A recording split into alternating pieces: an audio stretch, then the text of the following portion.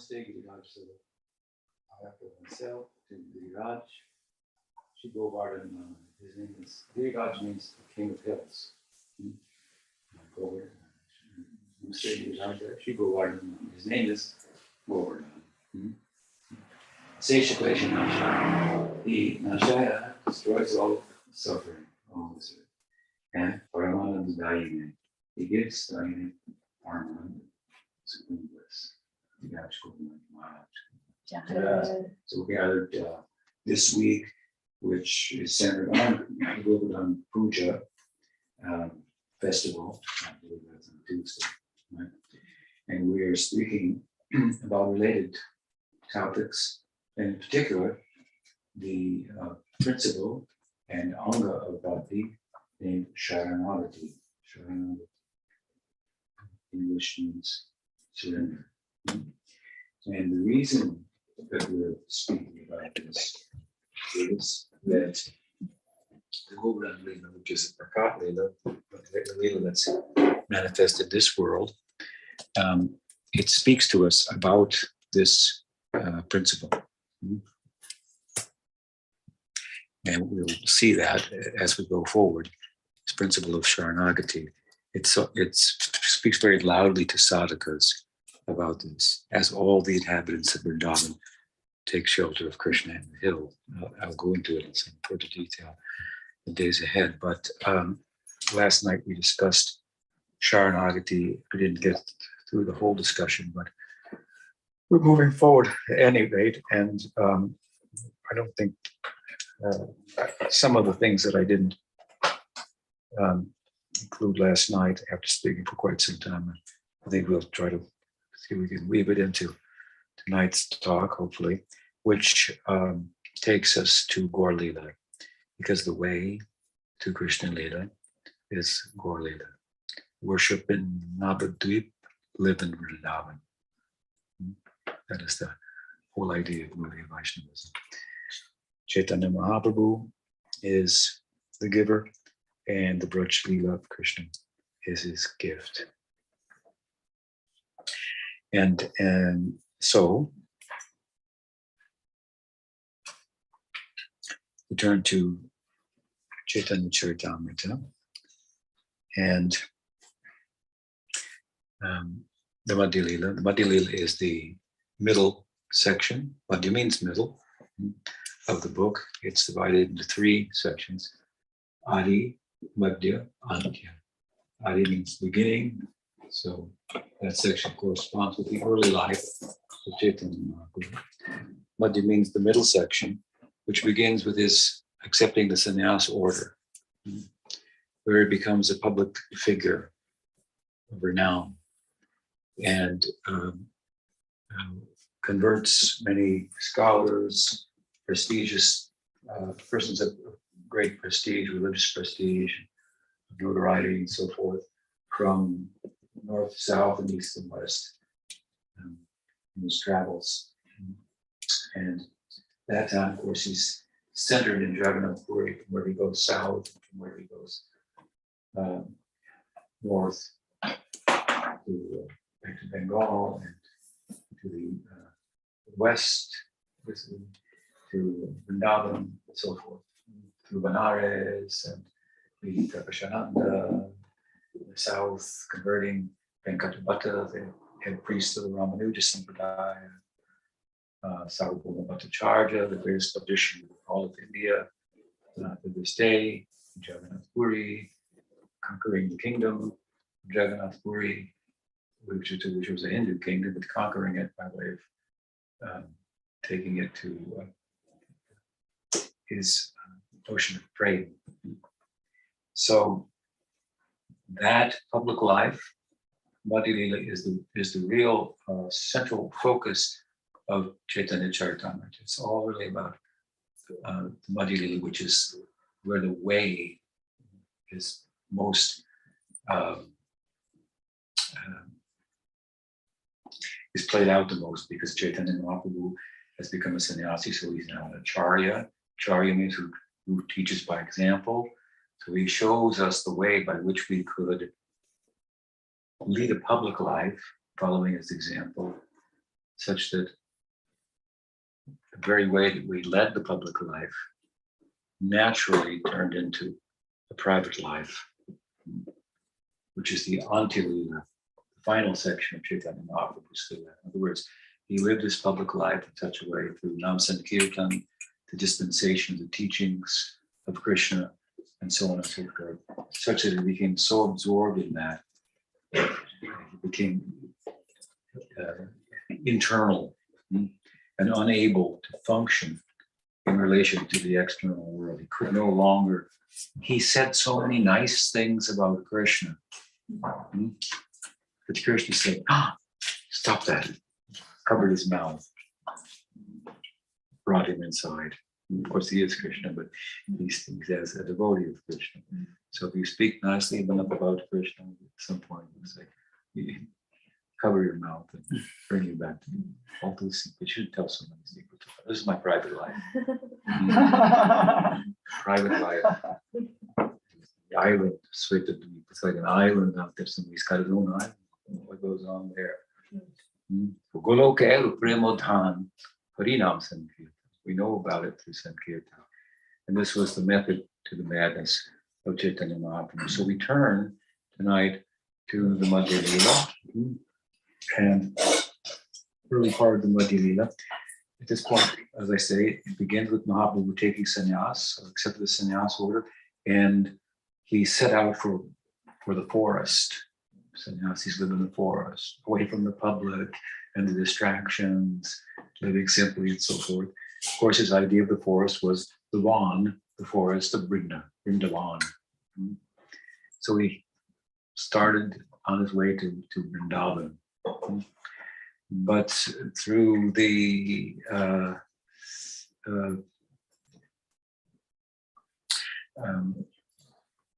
arrangements of Nityananda Prabhu and other devotees, he somehow ended up in Shantipur, which is the place of Advaita Acharya. And there Sachima was brought with so many other devotees from Navadvip. Nityananda Prabhu tricked him in the way that he ended up in Shantipur. How did I get here? And there's my mother, and I've just taken sannyas, left home, and all my friends. And thought, what a mistake I've made. Prostrated himself before his mother, put himself in her hands, and she had to weigh in. What would she tell him to do? She could not tell him to give up the sannyas. Then saints would speak ill of him. She could not tolerate that. But she could not tell him to go to Vrindavan. It was too far away. When would she even hear of him? She came up with a compromise that Jagannath Puri is also a holy place, and the Hindu kingdom is very strong there under Tripurari Raj, Gajapati Raj, he was called, king of elephants. He was very wealthy and powerful. The Muslims could not enter his kingdom. He was protecting Jagannath and all of the pilgrims who would come there, and those who lived there, the devotees that lived there. And so she said, if you go to Puri, you can stay there. Vrindavan is also inside of Puri, because as I said last night, Jagannath Puri is a moment in the Dwarka Leela. What is that moment? That moment in Dwarka where Krishna's attention is fully turned to Vrindavan. Pujapad Sridhar Maharaj described this as a train wreck. The bhava is the disposition, spiritual disposition of Dwarka meeting with the Vrindavan, and Jagannath is the result of that train wreck. It's ecstasy. So this was her suggestion. It was lauded by the devotees. After all, she said, Jagannath Puri is like another room in the same house as Navadvip. Why? Because there was a lot of commerce between Navadvip and Jagannath Puri.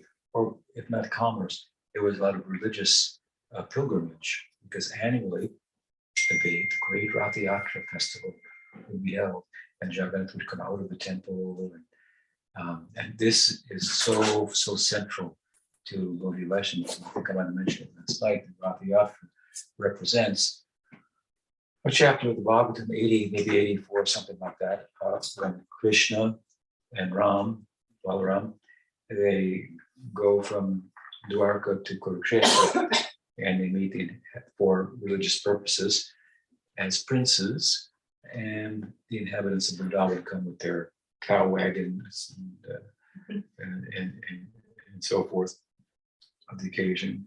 Knock on they build like an Olympic city in Kurukshetra. They build a city for the Olympics, something like that. And all the guards, it's a very royal atmosphere. The Prince Krishna was there and all around. Here comes Yasoda Ma, and she wants to come in. They said, "You got a ticket?" Because I'm his mother. His mother is Devaki and Vasudev, the Kshatriya family. What are you talking? Who are you? But the word filtered through, and Krishna said, "Let them in." And so they came in. He met with the inhabitants of Vrindavan and his mother and father. That time Devaki said, "She is your mother. She is your mother." Of course, he met the devotees as well. And so the Rath Yatra represents taking Krishna from Dwarka to Kurukshetra, but here Kurukshetra, because the inhabitants of Vrindavan are there with Krishna, meeting him, it's considered Vrindavan. So the Jagannath deity is taken from the Jagannath temple to the Gundicha temple, which represents Vrindavan. So of course, who would know this? This is what Chaitanya Mahaprabhu explained that festival. You have to understand that Jagannath, the name means the Lord of the universe. So all kinds of people worship Jagannath. Buddhists worship Jagannath. Who knows what they think he is? And all kinds of pilgrims. The king, Tripurari, was accustomed to at least a brief experience of all kinds of religious perspectives that will be brought by pilgrims to Jagannath Puri, where they would worship Jagannath. When he stood on the roof of the temple with Gopinath Acharya, the brother-in-law of Sarvabhauma, and with Sarvabhauma, after Sarvabhauma had been converted, and the devotees from Bengal came to Jagannath Puri. This is what Sachi said. It's like another window, a lot of pilgrims who always. So we'll hear news about you if you stay in Jagannath Puri, and word will come. He's doing this. So relative to the point I'm making now about Jagannath Puri, when Tripurari saw the devotees coming from Bengal in Nam Sankirtan, he had never seen anything like that. I was visiting the Govardhan mine in Padmanabh Kshetra in South India, where he had opened a temple and he was installing the deities of Radha and Krishna. So he invited the Madhvas Sampradaya was nearby. There were some Madhvas. He invited the Madhva priests, Brahmins, to do the ceremony. They did this elaborate and very beautiful ceremony for the installation, after which he picked up the deities and took them to the altar and accompanied them with Nam Sankirtan. They looked at us like, what the heck is that? I had another experience similar to this. We were living in Rishikesh at the Haridwar, Rishikesh, like the Dwar means the door to Hari's land in the Himalayas, where sages go and live in caves and so on and so forth. Badrinath is there. I've been there. Gomukh, the source of the Ganga. I've been there too. I've been all the way to Gomukh and all the way to Cape Comorin in the south as well. I'm blessed to have had that opportunity. But at any rate, we were there staying in Rishikesh, and every night we went to this temple where there was Lakshmi Narayan, and we would do kirtan and read the Bhagavatam. The local priests were from the Ramanuja Sampradaya, and there was a young fellow there who was the Pujari, and he liked us. He'd never seen that kind of Sankirtan like this that we would do. So in the end, we told him tomorrow we're going to Vrindavan. So he wanted to go with us. So we said, if you want, then you can come. You can find somebody to take care of the baby. You can join us. But then in the morning, or later that night, he asked, do I have to change my religion? So Mahaprabhu's dispensation was new, if you will. I mean, in Bengal, it's like, what are they doing? They're singing out the name of Krishna out loud. It should be shouted out loud with musical instruments in the night, turning our heads. It's new, but of course, the Goswamis, empowered as they were by Chaitanya Mahaprabhu, showed it's old, it's ancient, it's eternal. It's rooted in the Upanishads itself, and Vedanta, the Gita, the Bhagavatam, bringing out this. The Bhagavatam, the last verse of the Bhagavatam tells us to do Nam Sankirtan. That's how it ends. Right? So when the Raj on top of the Jagannath temple saw the devotees from Bengal coming, he turned and he said to Sarvabhauma, he said, well, what kind of religion is that? And I think it was Gopinath Acharya, the brother-in-law maybe of Sarvabhauma. He said, Prem San Chaitanya Shrishti, Prem Sankirtan. It is the Shrishti of Chaitanya, the creation of Chaitanya Mahaprabhu. It's called Prem Sankirtan. Prem Sankirtan. So this inundated the whole kingdom of Jagannath Puri. The king was converted and all things. So Sachi, anyway, wisely advised to the satisfaction of all the devotees that Chaitanya Mahaprabhu would make his face in Jagannath Puri. So here, a long introduction to this, but we entered the Chaitanya Charitamrita, where the narrative of Chaitanya Mahaprabhu's travels, initial travels, accompanied by 3, 4, or 5 devotees, Nityananda Prabhu, Gadadhar, others, from Shantipur to Jagannath Puri. And here he has stopped at the famous Chirchor Gopinath temple. It's outside of Puri, not too far. And the famous deity of Gopinath there, and his name became Chir Chor. Chir means like condensed milk, sweet rice, you can say. And Chor means thief. So who stole Krishna, Gopinath, who stole sweet rice. So there's a story connected with this, that Chaitanya Mahaprabhu arriving there told his devotees. And it's a story of Madhavan Puri. It takes us into it takes us to the base of Mount Govardhan, and it serves as a portal into the Govardhan Leela, as we'll see. And what a way to go there through Chaitanya Leela, following the story of Chaitanya Mahaprabhu, in which the protagonist is none other than Sri Madhavendra Puri. Madhavendra Puri Pal was the Parama Guru of Chaitanya Mahaprabhu. He's often described in literature as a kalpa vriksha, a desire tree, from which the Rajarasas can be derived through his dispensation. He initiated Ishwar Puri. Ishwar Puri gave initiation to Chaitanya Mahaprabhu. He initiated Advaita, Sachi, her husband, Jagannath Mishra, and so many devotees. And again, he was the Param Guru, the Guru of Chaitanya Mahaprabhu's Guru. So very important person for us. And I should say that the Radha Bhav that Krishna in the form of Chaitanya Mahaprabhu was pursuing was experienced by Madhavendra Puri. And at the time of his passing, he composed a verse that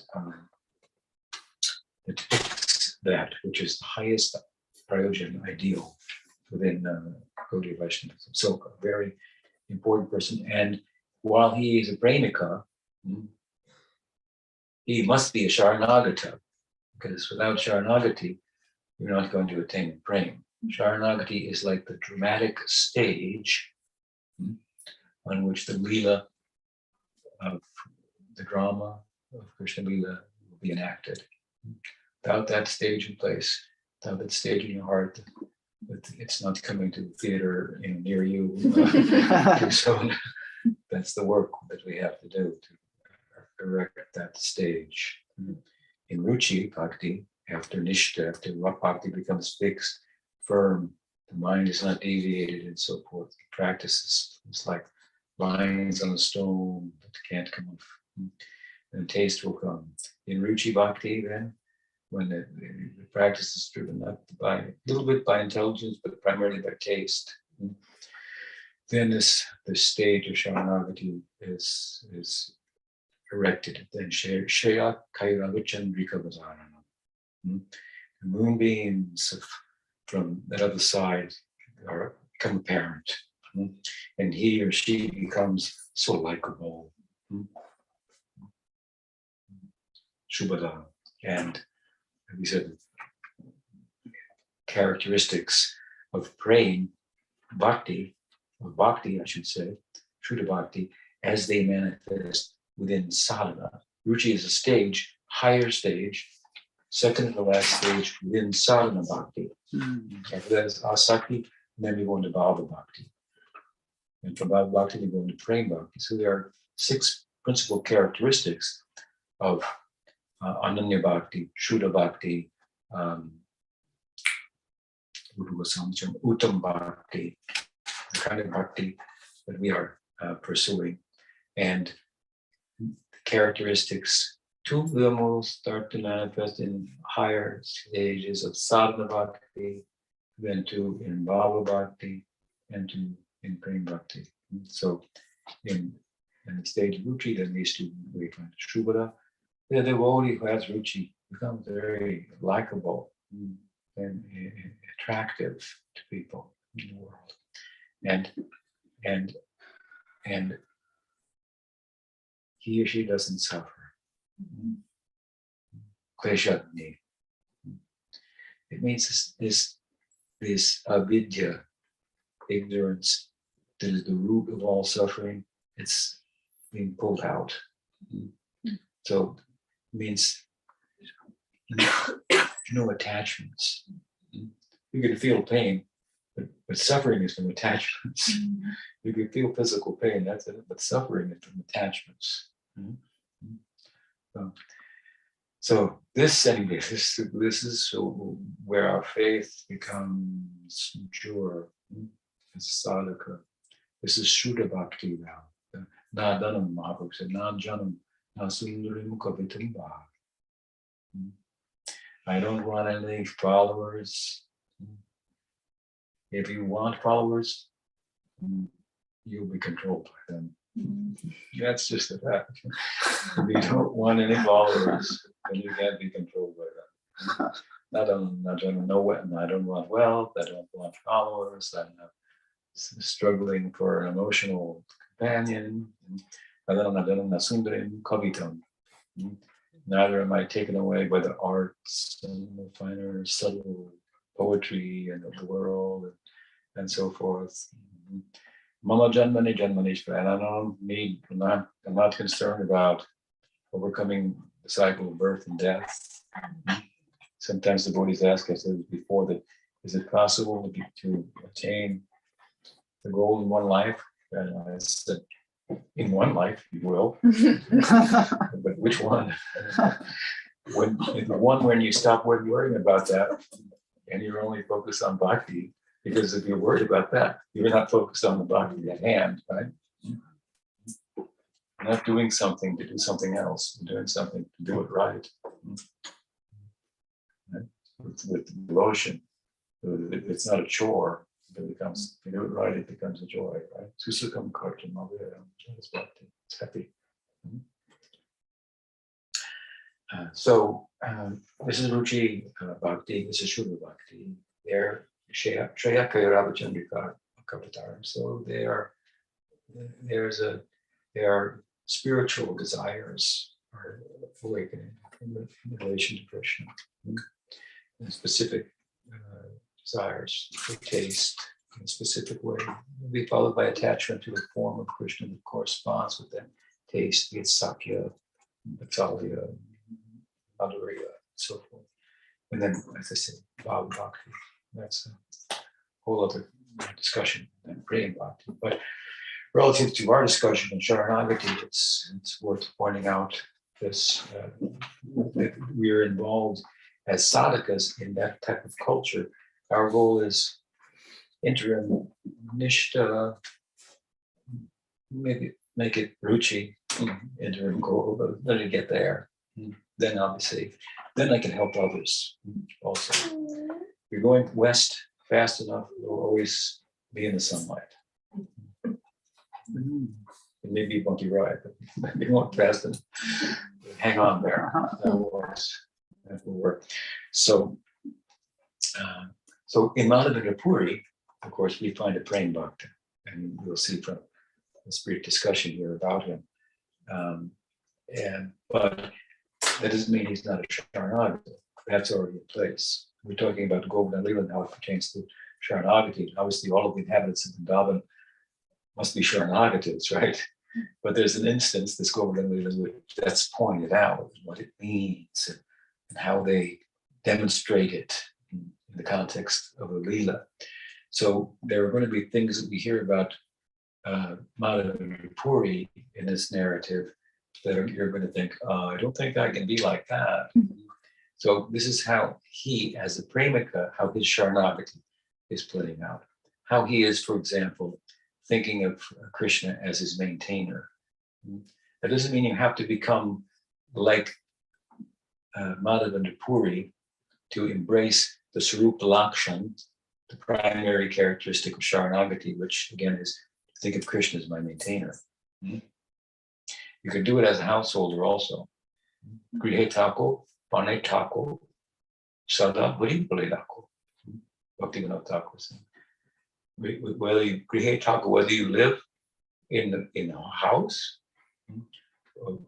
Grihe Tako, Bane Tako, or you live in a forest as a sannyasi. Sada Hari Bale, the sadhana, the doctrine, the teaching is the same. Always chant Hare Krishna. Right?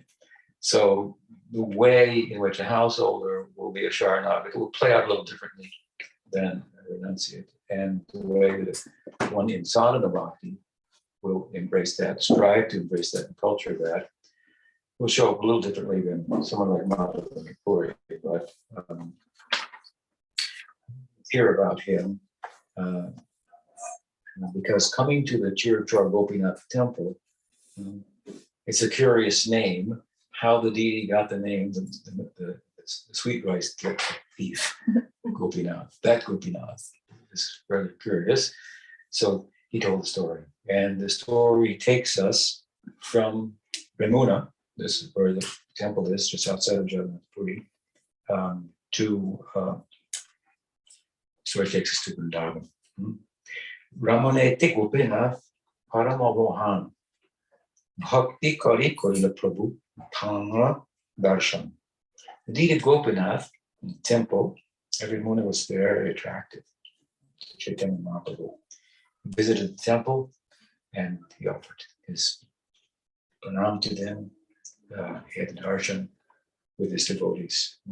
Kangra Pada Padma Nikata Pranam Korite Tangra Pushpa Chuda Padila Prabhuda Mahate.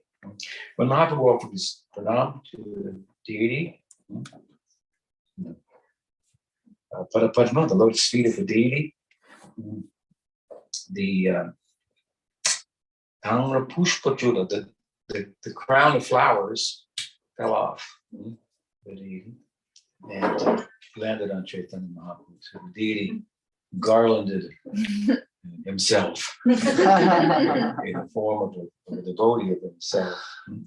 Chuda Panga Mahaprabhu Ananditaman Bahunate Gita Kalila Vanya Bhaktagan.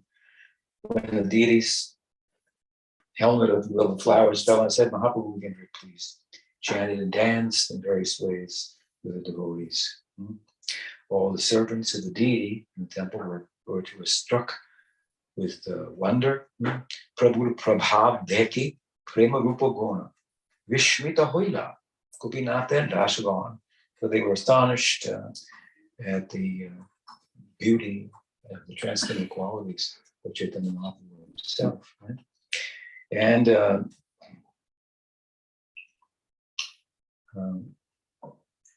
they developed love for Chaitanya Mahaprabhu. They served him in many ways, and he stayed in the temple overnight.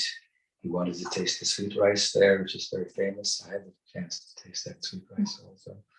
Very highly recommended.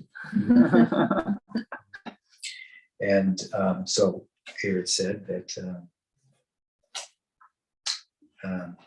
that Mahaprasad Chira Lobhe, he wanted to taste the Mahaprasad. So Rahila Prabhu Tata Purve Ishwar Puri Tamra Kuriachin Kata. So he heard this story about the deity from his guru Ishwar Puri. So now he's going to repeat it to the devotees and explain how he got the name, how he became famous, how he stole a pot of sweet rice from out of Tripurari. So in order to explain that, Mahaprabhu takes us from Ramuna all the way to Vrindavan in a chapter, the prior chapter in the life of Madhavan Tripurari, out of which this arose. Purve Sri Madhavu Puri Ahila Vrindavan Brahmite Gela Giri Govardhan. You can understand. Once Mahaprabhu traveled to Vrindavan, he came upon the hill known as Govardhan. Govardhan, right? So Go means cows, Vardhana means like to nourish, Go means senses, also means earth. So primarily he's thought of Girashmi nourishes the cows and nourishes the senses of the devotees, right? By giving them a huge, mountainous opportunity to satisfy his senses, because bhakti and praying is diametrically opposed to kama. Kama means lust, material desire. What does the Chaitanya Charitamrita say? It says that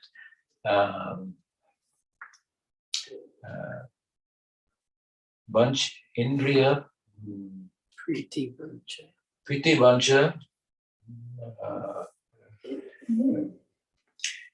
Vancha Indriya. Love, desire, the Vancha, to love the senses. Right? The call of the senses, to be attached to that. That is called Kam. Krishnendriya Priti Vancha. Whereas serving with your senses, our senses, the senses of Krishna, that is called praying. It looks the same, but it's very different. One, the former, love of the senses, creates the whole material identity that we have. I like this, I don't like that, this is good, this is bad, and that's who I am. And there's all the dictates of my senses and how my mind responds to the sensual input that I take in. I like this, I don't like that, this is good, this is bad. And by the way, that's who I am. That's how he would understand me. He doesn't like this, he doesn't go there, he does that, she does that. So this fosters a whole material identity. Now, if we, at the core of what is how that our material identity arises out of, we go to the foundation of that. See how comprehensive bhakti is, right?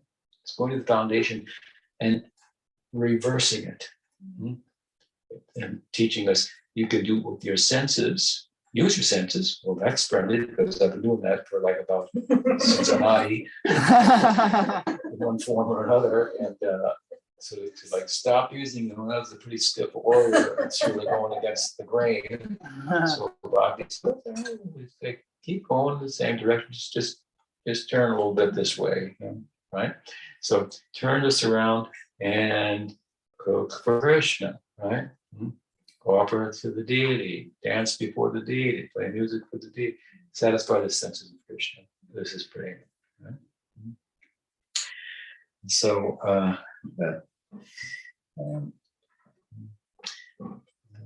so Govardhan, it means who nourishes the cows and nourishes the sense of the devotees, because the Govardhan is a big mountain. And as we see in the Govardhan Leela, he can accept a lot of seva. We'll see it in this Leela here in Gaur Leela, how the mountain offered himself up to be served by the devotees in the village and extending villages and surrounding villages and so on and so forth. In Govardhan Leela, we find this, Anior, give me more, as the devotees say. This is the harvest festival, So it's the end of the rainy season has ended, and which was peculiar for the rains to come down as they did in Govardhan Leela, because the rainy season was over. Right? We had monsoon is likened therein to the devastation of the Noah's Ark, if you will, in the Bible context, dissolving the world at the end and so forth. But a harvest season, there's a bounty of staples and whatnot. It's an agrarian culture, the vegetarian, so the grain is the main food. If you don't eat grain, you haven't eaten. So you can eat fruit on milk on the Ekadasi. So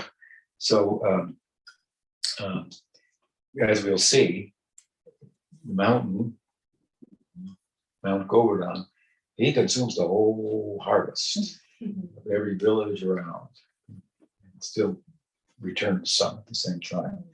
So Govardhan nourishes the senses of the devotees by giving them a hard to miss target, right, for serving. And he himself also shows at the same time, as an example of service, how in so many ways he is serving Krishna. This is two sides of Govardhan. He is manifestation of Krishna, and he is a devotee of Krishna.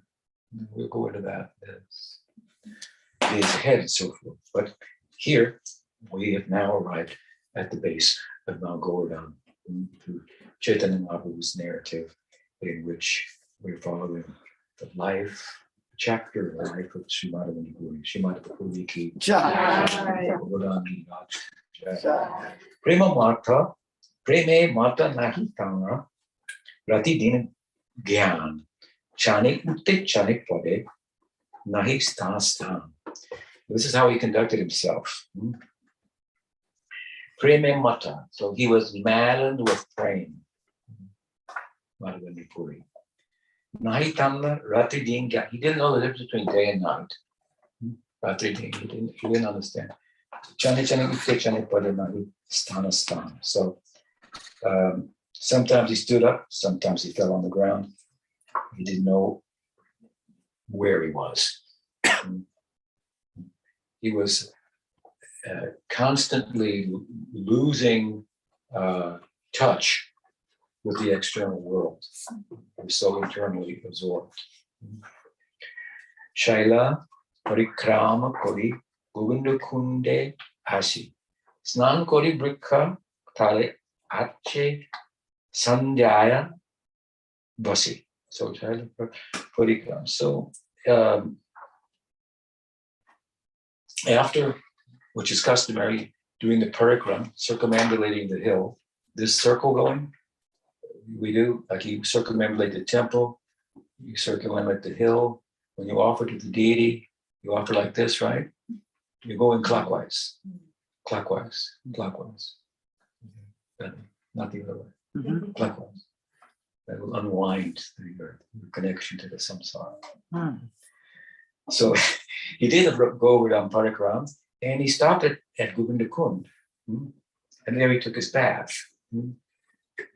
And sat beneath a big tree and prepared for the evening. So here, Govinda Kund is introduced. Govinda Kund is one of many kunds. Now I don't know how many are manifest, but it was thought in the past and said in the past there were 108 kunds. Kunds meant like a lake or a pond around Govardhan. Govardhan is a long mountain, about, I think maybe, what would it be like? how many kilometers? 15 kilometers, something? Something like that. And many different peaks and so forth, and many kunds around it. So it's a custom. There's a whole world there. I'm very interested in this. For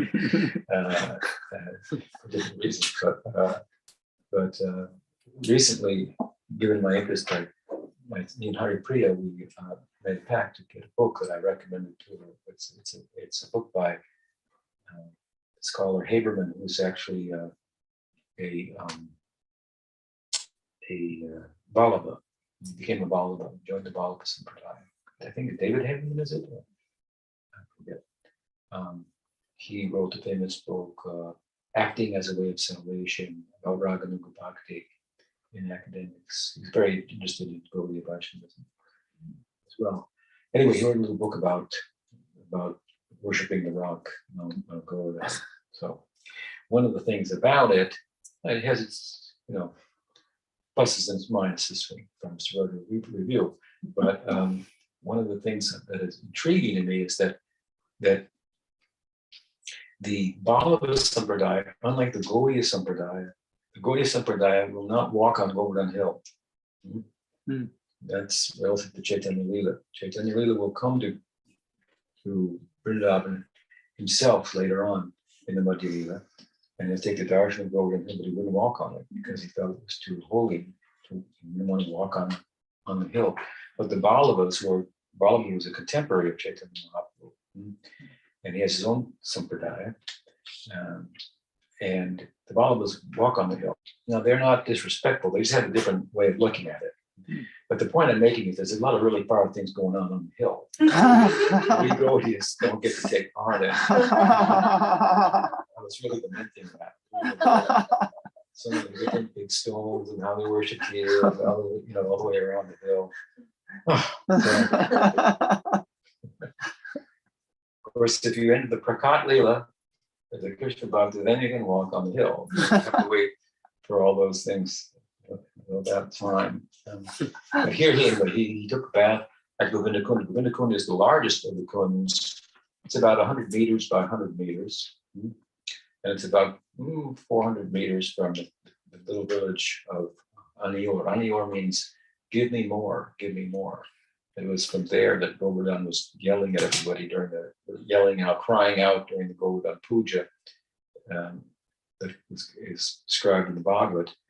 They were offering everything, and he said, give me more, give me more. Like I said, he's ready to accept service from our senses and thereby nourish ourselves and give us a new body, give us a new form, let our real form come out. Who we are in the brightest light. Krishna Das, right? So Govinda Kund is very, it's also very relevant to the Govardhan Leela. The Govardhan Leela in the Bhagavatam covers 4 chapters. First chapter, Krishna notices for the first time this annual fair of making a big arrangement for the worship of Indra. It's been going on for years, but he didn't take much notice of it. But this year he takes notice of it and he questions it. And in the course of the questioning, he convinces his father, of course, to give up the worship of Indra and worship the hill instead. That's another class itself. That chapter is followed by Indra's rage and response in the form of the rains and the lifting of the Govardhan hill. And that chapter is followed by the cowherds, the elders, asking Nanda, what just happened? It looked like your son lifted a mountain. How are we supposed to think about this? Because, we do think of him as your son. He does act like your son. But he lifted a mountain. So Nanda Maharaj has to theologize a bit, and he's able to figure it all out. At the time of the name-giving ceremony, nobody else was there. I was in the cowshed with Ram and Krishna, and Acharya Gargarishi came, and he did the name-giving ceremony. It was hidden because it comes and looking for all the children and sending his henchmen out everywhere. And so at that time, what was said was that this boy will do Narayan will do wonderful things through him. That's the way he interpreted it. So he said, he's just my son, but sometimes Narayan does wonderful things. I never know, of course, pacify with that. It's kind of funny. This is the logic of the Braj. He's just an ordinary boy, but Narayan does wonderful things through him. So we should protect him. You really have to protect somebody that does. So we should protect him. That's the way. Yeah, that makes sense. Got it.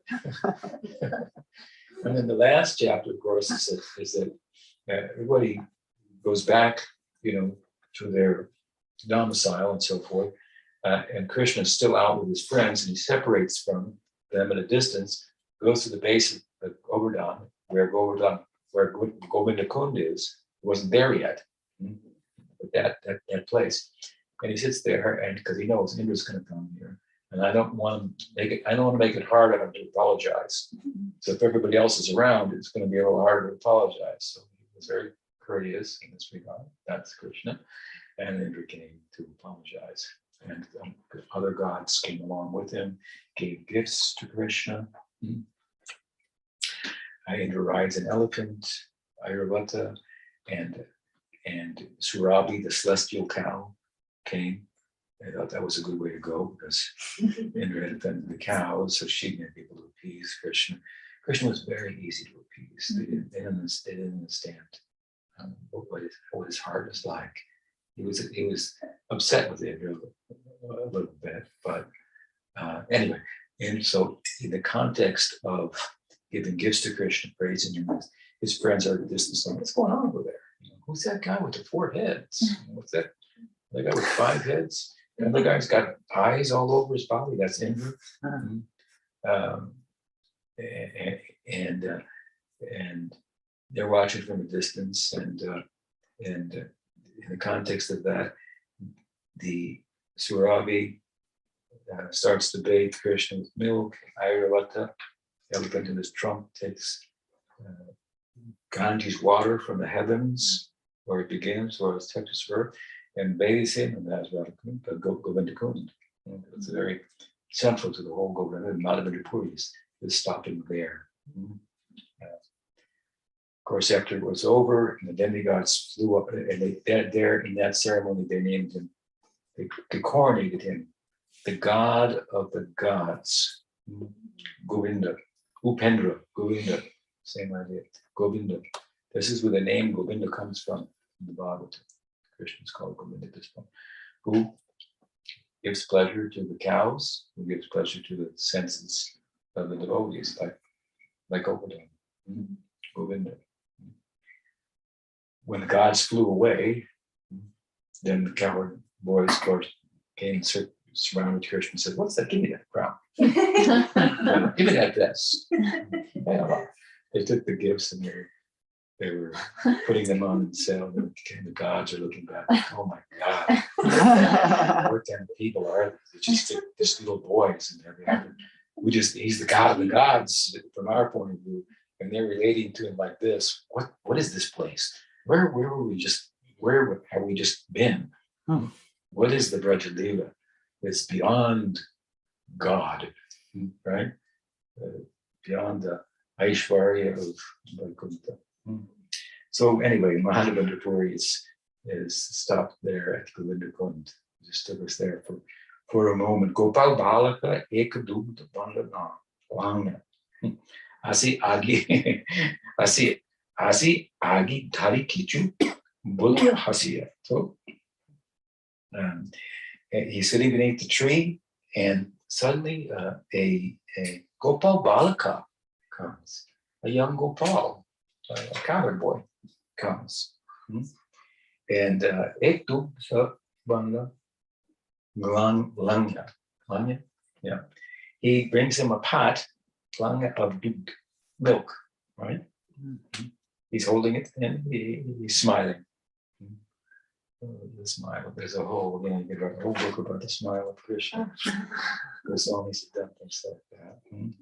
So he says, Puri edugda langa kara tumi pan magi kene nahi khao kiva kar dhyan He says, drink the milk I brought. Please drink this milk. And then he asks him two things. He says, why don't you make food? And what is your meditation? Like a curious boy meets a sage and says, how come you're just sitting here and you don't, he's going to say, I heard about you from the ladies who wash clothes over here, sitting there. You're a curious person, so I came to see you. I thought I'd bring you some milk. But we don't see you anywhere in the market buying anything. How do you make a living? How do you maintain yourself? This is Gopritve Varanam Tata. Krishna's maintaining. This is how well it can play out. If you focus on this point of Saranagati, try to be a Saranagati. And in the full sense of the term, you see, Krishna's maintaining. Because as we'll see, what happens when he saw the beauty of the boy, Madhavendra became very satisfied. Hearing the sweet words, he forgot all about any hunger and thirst. He said, who are you? Purikahi, ke tumi, kahan tomar vas, ke mate janile ami, kari upavas. He said, where are you from? What is your boss? Where are you from? You're asking me questions. Let me ask you a couple of questions. Where are you from? Where do you reside? And why are you? And how did you know that I was fasting? So Balakaka, the boy, replied, Gopa ami ek grame basi. He says, I'm a Gopa. I'm a coward boy. This is my village. Amara gramite keha nara rahe upavasi. And he said, and in my village, no one fasts. I don't allow that. This is what an extraordinary conversation he's having with this boy. This is the coward boy. That's all. Very common. Keha anamagi kai ke dugdahar ayat chakra jane ami die ta'ahar. In this village, a person, the boy said, can beg food from others and thus eat. Some people drink only milk. But if a person doesn't ask for any food, then I supply his edibles, what he needs. Then I supply it. That's how my village works, he said. He says, the women who come here to take water saw you and they supplied me with this milk and sent me to you. So, go dohana karite chahi, shigra ami chahava. Har bhar asi ami e bandal loiva. The boy continued, I must go soon to milk the cows, so I shall return and take the pot from you later on. To take the milk, I'm supplying it for you. So, seeing this, the boy left. Suddenly he could be seen nowhere. It's almost like he disappeared. And Madhava Purite Chitte Hoila Chamatkar. His chitta, his consciousness was filled with chamatkar, wonder. What was that? Who was that boy? What kind of milk is this?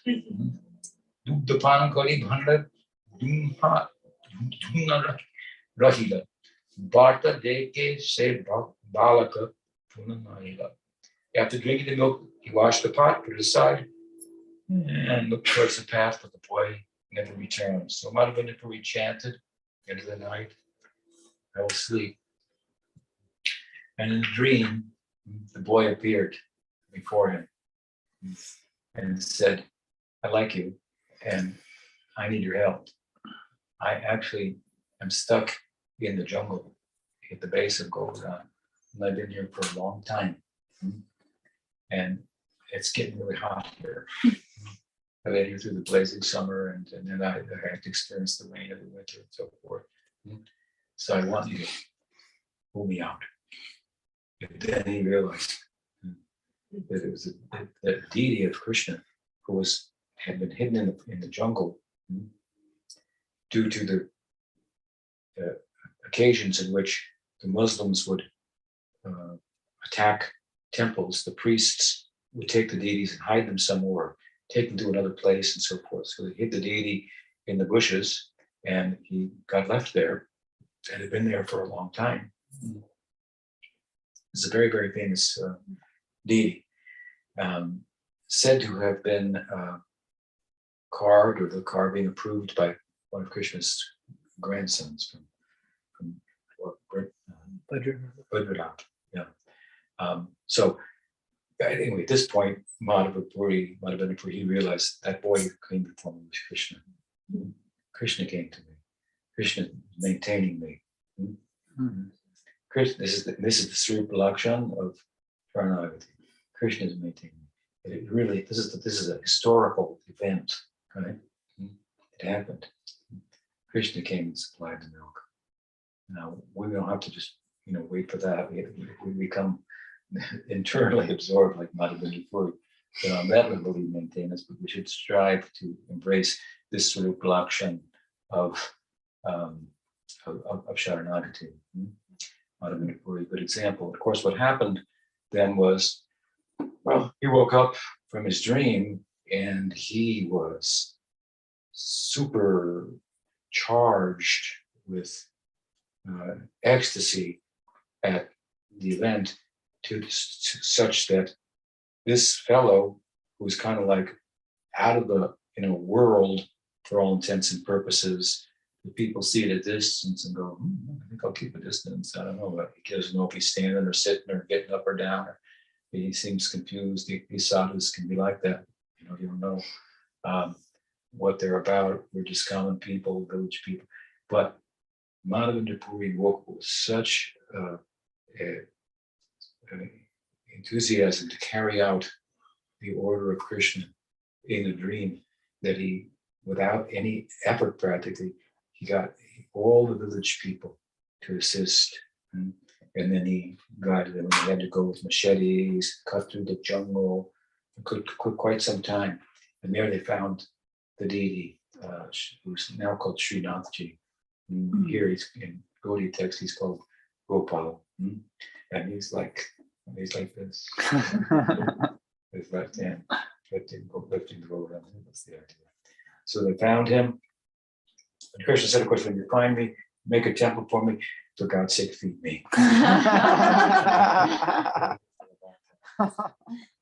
And so he managed to what Madhavendra Puri did was, he, in the modern age, of course, this was about 500 years ago, but the time of Krishna Lila, it's beyond time, whenever that happened, in the mind of Vyas, and in some sense, literally thousands of years ago.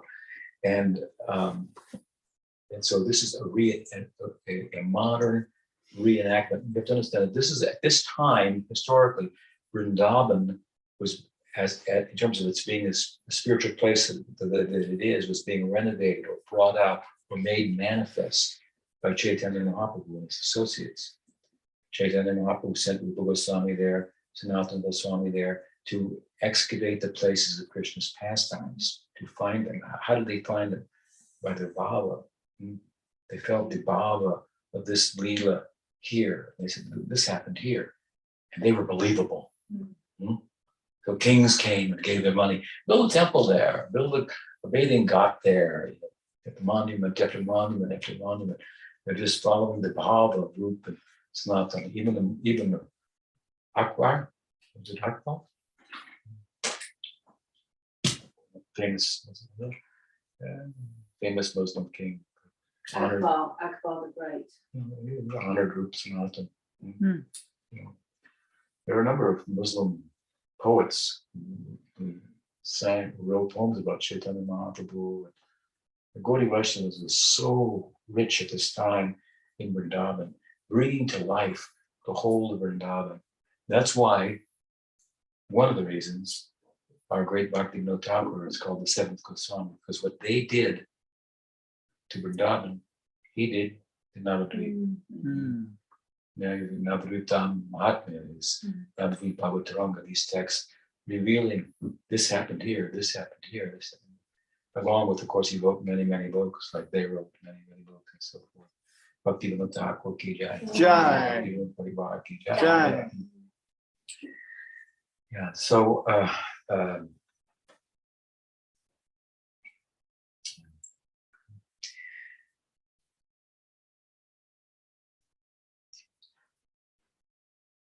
so it was a very, say, like exciting time in Vrindavan. The villagers who didn't even know necessarily where they were exactly until you're living here and this is happening. And so everything's being revived. And here, Madhav and Tripurari, this is prior to Chaitanya Mahaprabhu sending Rup Sanatana there.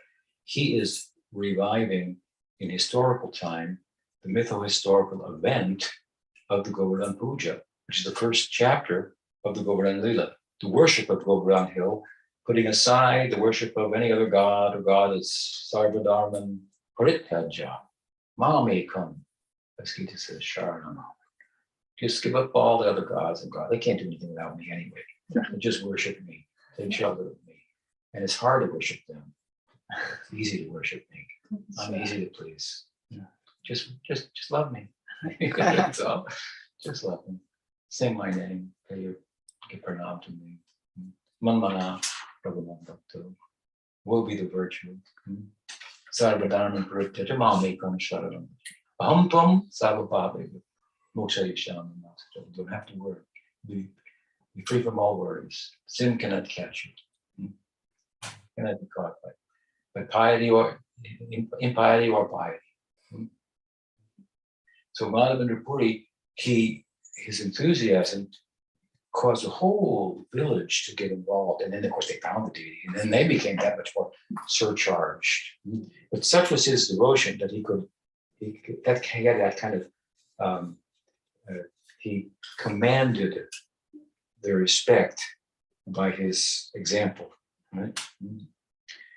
And this was the harvest season. It's a busy time also. Put everything down. And then they got him. He was heavy. Very heavy deity. Several strong men had to take him and bring him up on the hill and mount him on a big rock, big stone. They put a stone behind him to hold him up there. That was the beginning of the temple. They put some straw bales around him, and then they had the Anukut, the festival, right? Festival of offering grains.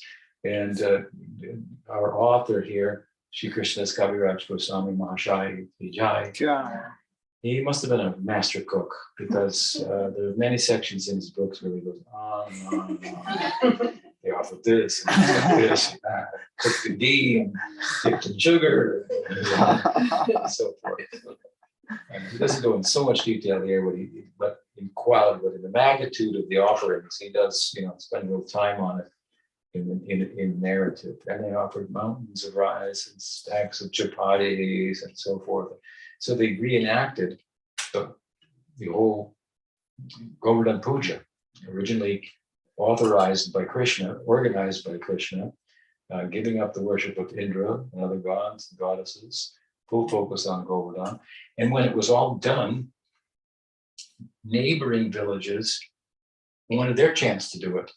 So then the next village came in and they did it. And then next went on for a week or a month and all the surrounding villages. So imagine the power of the bhakti of Madhavendra Puri.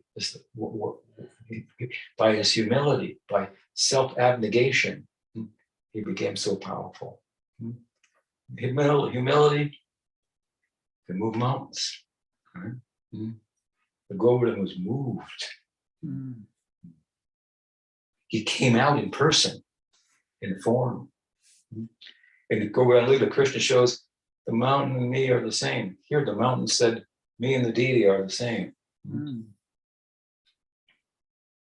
And the bhakti of Madhavendra Puri, it's just, he didn't have to preach a lot of philosophy to them, right? But his example, precept speaks louder than, example speaks louder than the precept. This was a central theme of Chaitanya Mahaprabhu's Vaishnavism. He taught himself by example. He wrote 8 verses. Like me, I could write 800 books. he just, by his example, he converted others. If we are going to write, we should just write. We should exemplify what we write also. Some people know what to say, but a lot of them don't know what to do. They know what to say and what to tell other people to do. They don't do it themselves. That's another thing. And some people don't tell anybody what to do, but they just do the right thing. This is not an underpour. Of course, you want to say, get a machete. So anyway, so this is the first half, if you will, of the story. It sheds light on the Saranagati and the praying of Madhavendra Puri. It takes us to Govardhana Leela, but we'll just conclude here, if you will, with the second half of it in brief, which is why the deity in Ramuna was called the thief of the sweet rice.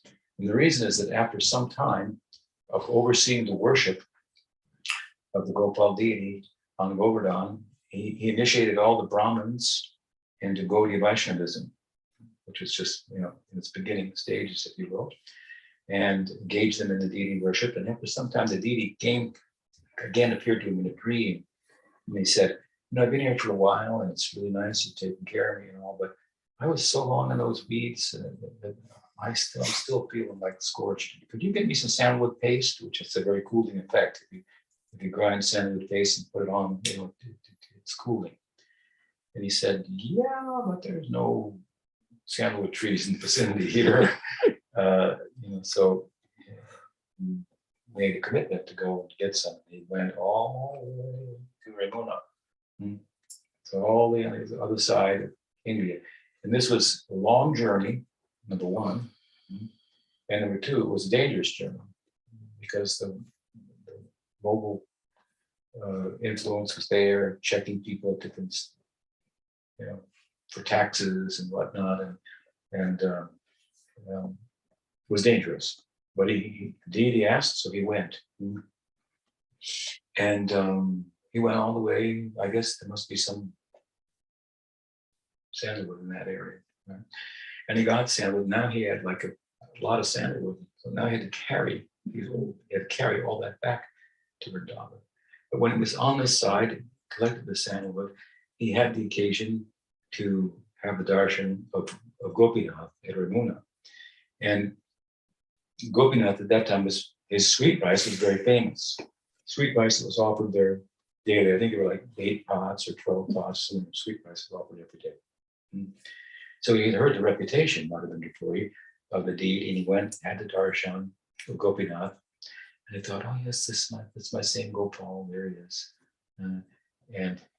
But here, they're offering him such nice sweet rice.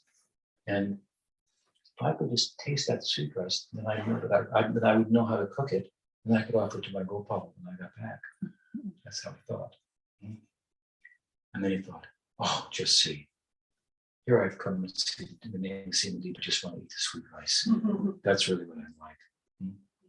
So this is a characteristic of great devotees. The more they advance, the more they magnify what we think might be a good quality. They start to see it as a fault. So you can see it in some of the prayers of the devotees. I'm so bad, I'm so low. They're getting so close to Bhagwan, but they feel so small. He's so pure, he's so perfect.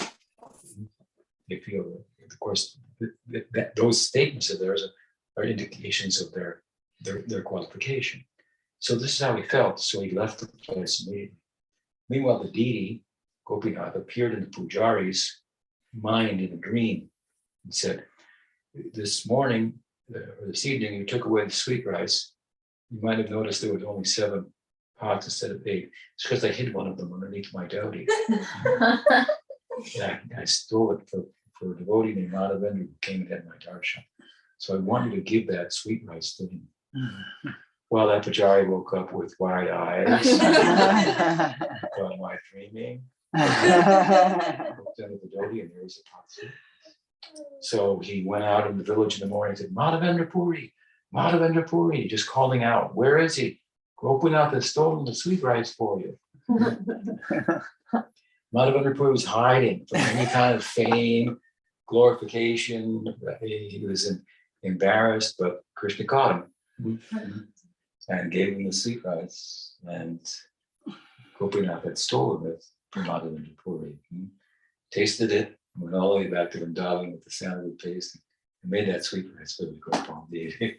This is the story Mahaprabhu told at the Ramana temple. Shri Char Gopinath ki jai, Madhav and Tripurari ki jai, Sriman Mahaprabhu ki jai, Raj Guru Maharaj ki jai, Gaur Premanand. Hari Hari Bol. Hariharai Namah Krishna Yadavaya Namaha Hariharaya Namah Krishna Yadavaya Namaha. Hare Namah Krishna Yadavaya Namaha Hariharaya Namah Krishna Yadavaya Namaha. Vishwaya Namaha Yadavaya Namaha. Yadavaya Namaha. Yadavaya Madhavaya Vishwaya Namaha Yadavaya Madhavaya.